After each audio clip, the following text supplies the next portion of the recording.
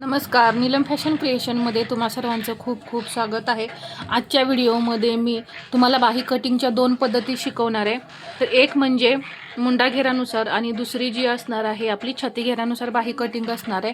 तर इथे दोन्ही पद्धती मी सांगणार आहे, तुम्हाला कोणती पद्धत आवडेल ती तुम्ही कटिंग करू शकता, परंतु मी शक्यतो सांगेन मुंडा घेरानुसारच बाहीचं कटिंग करा। तर पहिली पद्धत आहे आपली छाती घेरानुसार।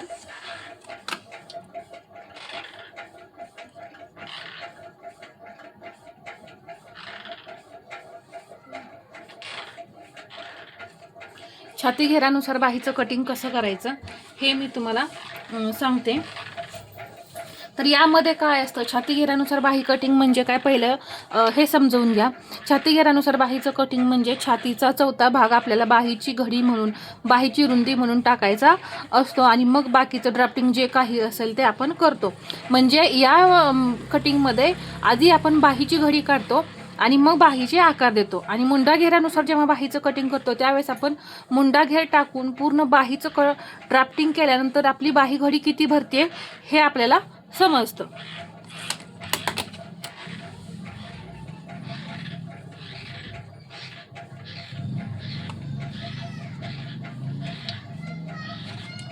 इथं मी 32 साईजची बाही कटिंग करून दाखवणार आहे। तर इथे 32 साईज, आता छाती घेरानुसार आपण बाहीचं कटिंग करत आहे म्हटल्यानंतर पहिल्यांदा ही आपली बाहीची घडी आली। तर 32चा चौथा भाग किती आला, 8। तर यामध्ये सुद्धा फरक आहे। जेव्हा तुमचं 1.5 इंच मार्जिन असेल ब्लाऊजमध्ये त्यावेळेस सरळ सरळ चौथा भाग तुम्ही बाहीचा टाकू शकता, बाही घडीचा छातीचा चौथा भाग। तर आणि 2 इंच मार्जिन असेल त्यावेळेस बाही घडी म्हणजे छातीचा चौथा भाग 8 प्लस त्यामध्ये अर्धा इंच करायचं म्हणजे 8.5। या पद्धतीने तुमची बाही घडी असणार आहे। 1.5 इंच मार्जिन असेल त्यावेळेस सरळ सरळ छातीचा चौथा भाग आणि 2 इंच मार्जिन असेल त्यावेळेस छातीचा चौथा भाग प्लस अर्धा इंच करायचं। मग ती चेस्ट कोणतीही असो। मग इथे मी 1.5 इंच मार्जिननुसार छातीचा चौथा भाग घेतला 8 इंच, इथेही मी 8 इंच घेतलं।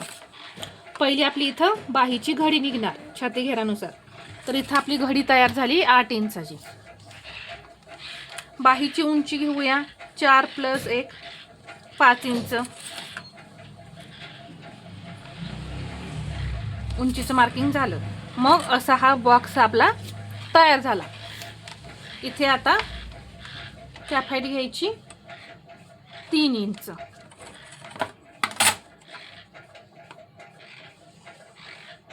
इथे 10वा भाग करून टाकला तरी चालतो। छातीचा 10वा भाग, 32चा 10वा भाग किती येणार, असा पॉईंट दिला की 3.25 इंच, 3.25 इंच घेतलं तरी चालतं। आता इथे 1.5 इंच मार्जिन, आपण जसं की 1.5 इंच मार्जिननुसार पहा, 1.5 इंच मार्जिननुसार 8 इंच घडी आली। मग आपण किती टाकलेलं आहे, 8। मग 1.5 इंच मार्जिननुसार कटिंग करतोय म्हटल्यानंतर इथे 1.5 इंच आतमध्ये यायचं। 2 इंच मार्जिननुसार तुम्ही घडी टाकणार त्यावेळेस बाहीची घडी अशी 8.5 इथे येणार आणि इथून मग तुम्ही 2 इंच आतमध्ये यायचं। म्हणजे पहा, इथे असं 8.5 इंच असणार इथे आणि इथून तुम्ही 2 इंच आतमध्ये यायचं। म्हणजे हा पॉईंट आपला फिक्सच असणार आहे, जरी तुम्ही 2 इंच मार्जिन घेतलं आणि 1.5 इंच मार्जिन घेतलं। कारण जेव्हा तुम्ही 2 इंच मार्जिन घ्याल तेव्हा ही घडी सुद्धा आपली वाढणार आहे।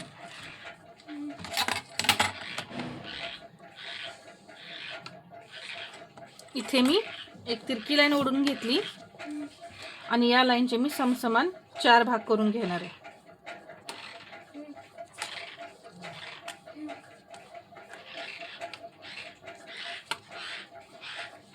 इथे घ्यायचं 1 इंच, अर्धा इंच, अर्धा इंच आणि हे खाली अर्धा इंच पॉईंट घ्यायचा आहे आणि या 1 इंचापासून असा हा बाहीचा आकार द्यायचा। आता बाहीला आकार कसे द्यायचे हे मी प्रत्येक वेळी सांगितलेलं आहे। अजून एक मी वरती पॉईंट दिला आणि इथून हा आकार घेतला। आता दंड घेर 5.5 आणि याच्या पुढे हे 1.5 इंच मार्जिन। आता इथं आपलं हे मार्जिन पहिलंच असणार आहे त्यामुळे इथं मार्जिन वगैरे परत घ्यायची गरज नाही आहे। तर ही झाली आपली छातीनुसार बाहीचं कटिंग। तर हे बाहीची घडी किती आली आपली, 8. आता इथं मुंडा घेरानुसार आता 32 साईजमध्ये शक्यतो मुंडा घेर जो आहे तो 6.5 इंच असतो, जास्तीत जास्त 6.25 इंच. तर 6.5 इंच मुंडा घेरानुसार हीच बाही आपण कटिंग करणार आहे. तर पहा मुंडा घेरानुसार किती फरक पडतोय.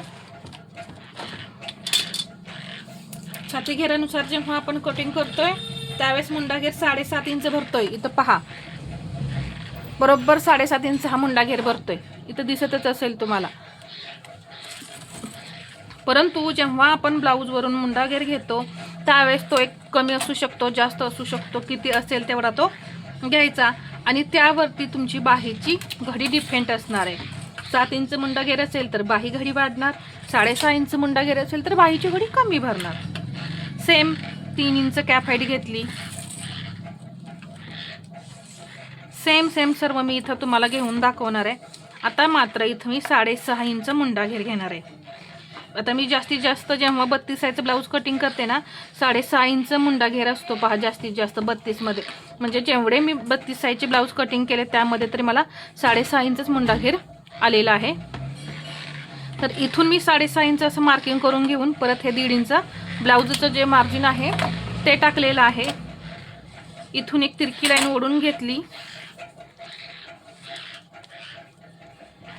याचे समसमान 4 भाग करायचे असे. हा अर्धा इंच, हा अर्धा इंच आणि हा पण अर्धा इंच. इथे हे 1 इंच घ्यायचं. सेम काही बदल नाही, आकार वगैरे सेम द्यायचे. इथून हा पॉईंट सेंटर आणि परत हा असा आकार दिला. इथे एक 1/2 इंच पॉईंट घेऊन या पद्धतीने आकार दिला. इथं दंड घेर आता 5.5 इथं सेम आला.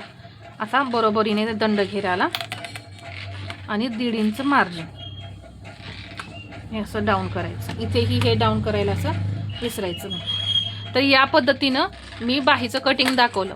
तर लक्षात घ्या, बाही छाती घेरानुसार कटिंग करतो त्यावेळेस ही मुंडा घेर जो आहे तो फिक्स असतो. म्हणजे बाहीची घडी जी आहे ती वाढते किंवा कमी होते. मुंडा घेरानुसार काय होतं, जेवढा तुमचा मुंडा कमी तेवढी बाही घडी कमी, जेवढा मुंडा जास्त तेवढा बाही घडी जास्त. इथे किती भरतोय पहा, 7.5 इंच. किती भरला, 7.5 इंच इथं आपली घडी भरलेली आहे. आणि इथं तुमची घडी फिक्स असणार आहे. 1.5 इंच मार्जिनला 8 आणि 2 इंच मार्जिनला 8.5 अशी ही तुमची फिक्स घडी असणार आहे. तर हा फरक तुम्हाला समजलाच असेल. जर नवीन शिकणारे असाल तर छाती घेरानुसार कटिंग केलं तरी काहीही फरक पडत नाही. परंतु काय होईल, ज्यावेळेस तुमचा मुंडा घेर जास्त भरेल ना त्यावेळेस मग बाही एकतर कमी पडेल किंवा जास्त होईल, असं काहीतरी थोडासा फरक राहील. त्यामुळे कधीही मुंडा घेर मोजून बाहीचं कटिंग करा. हे जे पॉईंट आहेत ना ते एकदम मॅच होतात. तर हा व्हिडिओ आवडला असेल तर लाईक करा, शेअर करा आणि असेच नवनवीन व्हिडिओ पाहण्यासाठी आपल्या चॅनलला सबस्क्राईब करायला विसरू नका. धन्यवाद.